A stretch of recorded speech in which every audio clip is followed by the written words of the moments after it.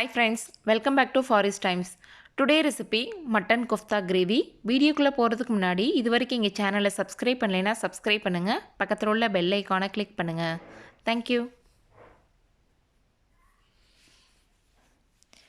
இப்போ தேவையான பொருட்கள் என்னென்னன்றதை பார்த்துலாம். புதினா, கொத்தமல்லி, கருவேப்பிலை, மிளகாத்தூள் வந்து ஒரு 1/2 டேபிள் ஸ்பூன், கரம் மசாலா வந்து ஒரு 1/2 டேபிள் ஸ்பூன், மஞ்சத்தூள் வந்து ஒரு 1/2 டீஸ்பூன் போல் எடுத்துக்கிட்டேன். மல்லித்தூள் வந்து ஒரு 1 டேபிள் ஸ்பூன், ஒரு பே லீஃப், 2 பட்டை, 2 கிராம்பு, 2 ஏலக்காய், ஒரு தக்காளியை பொடியாக கட் பண்ணி எடுத்துக்கிட்டேன். வெங்காயம் வந்து ஒரு 2 வெங்காயம், அதையும் பொடியாக கட் பண்ணி எடுத்துக்கிட்டேன். ஆல்ரெடி வந்து மட்டன் கோலா வீடியோ அப்லோட் பண்ணியிருக்கேன். டிஸ்கிரிப்ஷன் பாக்ஸில் லிங்க் கொடுக்குறேன், செக் பண்ணி பாருங்கள். ஒரு 7 பீஸ் வந்து எடுத்துக்கிட்டேன். இஞ்சி பூண்டு பேஸ்ட் வந்து ஒரு 1 டேபிள் ஸ்பூன் போல் எடுத்துக்கிட்டேன். அடுத்து மிளகுத்தூள் கொஞ்சம் சேர்த்துக்கங்க. ஃபஸ்ட்டு ஆயில் வந்து சூடாயிடுச்சு. இப்போ நம்ம வச்சுருக்க மட்டன் கோலாவை ஃப்ரை பண்ணி எடுத்துடலாம். ஆயில் சூடானோடனே மட்டன் கோலா சேர்த்தோடனே உடனே நீங்கள் வந்து பிரட்டிடாதீங்க. ஏன்னா வந்து கோலா வந்து உடஞ்சிரும். ஸோ அதனால் கொஞ்சம் ஃப்ரை ஆன பிறகு நீங்கள் வந்து கோலாவை பிரட்டி விட்டுக்கோங்க. இப்போ கொஞ்சம் ஃப்ரை ஆயிடுச்சு. இப்போ 2 பக்கமுமே நல்லா ஃப்ரை ஆனதுனால இப்போ வந்து எடுத்துக்கலாம். இப்போ கோலா எல்லாமே ஃப்ரை பண்ணி எடுத்துக்கிட்டோம். இப்போ ஒரு பேனில் நம்ம கோலா பொரிச்ச எண்ணெயை ஒரு 1 டேபிள் ஸ்பூன் போல் சேர்த்துக்கலாம். இதோட வச்சுருக்க ஸ்பைசஸ் வந்து சேர்த்துக்கிடுவோம்.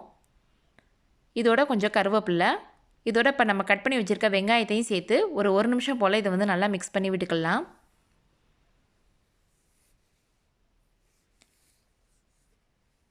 இப்போ இதோட நம்ம வச்சுருக்க புதினா கொத்தமல்லியை சேர்த்துக்கலாம். இதையும் கொஞ்சம் லைட்டாக எண்ணெயில் ஃப்ரை பண்ண பிறகு இஞ்சி பூண்டு பேஸ்ட் வந்து சேர்த்துக்கலாம். சேர்த்துட்டு இதை வந்து நல்லா மிக்ஸ் பண்ணி விட்டுக்கோங்க. இப்போ இந்த ஸ்டேஜில் நம்ம வச்சுருக்க மசாலா எல்லாத்தையுமே சேர்த்துடலாம். சேர்த்துட்டு இதை வந்து பச்சை வாசனை போகிற வரைக்கும் நல்லா மிக்ஸ் பண்ணி விட்டுக்கோங்க. மசாலா சேர்த்துருக்கனால கொஞ்சம் லைட்டாக அடிப்பிடிக்க சான்சஸ் இருக்குது. அதனால் ஒரு 1 டேபிள் ஸ்பூன் வந்து தண்ணி சேர்த்துக்கோங்க. தண்ணி சேர்த்துட்டு இதை நல்லா மிக்ஸ் பண்ண பிறகு நம்ம கட் பண்ணி வச்சுருக்க தக்காளியை இதோட சேர்த்துடலாம். சேர்த்துட்டு இதை வந்து நல்லா மிக்ஸ் பண்ணி விட்டுக்கோங்க. இப்போ இந்த தக்காளி வெங்காயம் வதங்கிறதுக்கு கொஞ்சம் உப்பு சேர்த்துக்கலாம். இப்போ கொஞ்சம் உப்பு சேர்த்துட்டு இதை நல்லா மிக்ஸ் பண்ணிவிட்டு ஒரு டம்ளர் அளவுக்கு தண்ணி வந்து சேர்த்துக்கலாம். இப்போ இது வந்து நல்லா ஒரு கொதிக்கட்டும். கொதித்த பிறகு நம்ம வச்சுருக்க மட்டன் கோலாவை சேர்த்துடலாம். இப்போ வந்து இந்த கிரேவிக்கு தேவையான அளவு உப்பு சேர்த்துக்கங்க.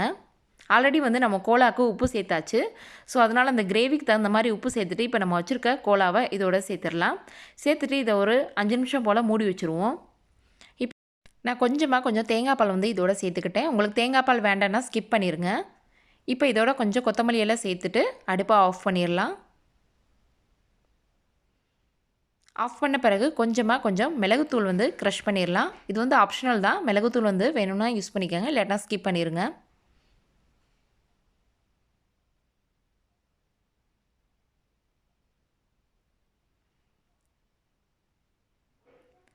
அவ்வளோதான், மட்டன் கோஃப்தா சூப்பராக ரெடி ஆகிடுச்சு. ஓகே ஃப்ரெண்ட்ஸ், கண்டிப்பாக நீங்கள் ட்ரை பண்ணி பாருங்கள். ரொம்பவே சூப்பராக இருக்கும் இந்த மட்டன் கோலா கிரேவி. இந்த வீடியோ உங்களுக்கு பிடிச்சிருந்துச்சுன்னா லைக் பண்ணுங்கள், ஷேர் பண்ணுங்கள், கமெண்ட் பண்ணுங்கள், மறக்காமல் சப்ஸ்கிரைப் பண்ணுங்கள். தேங்க்ஸ் ஃபார் வாட்சிங்.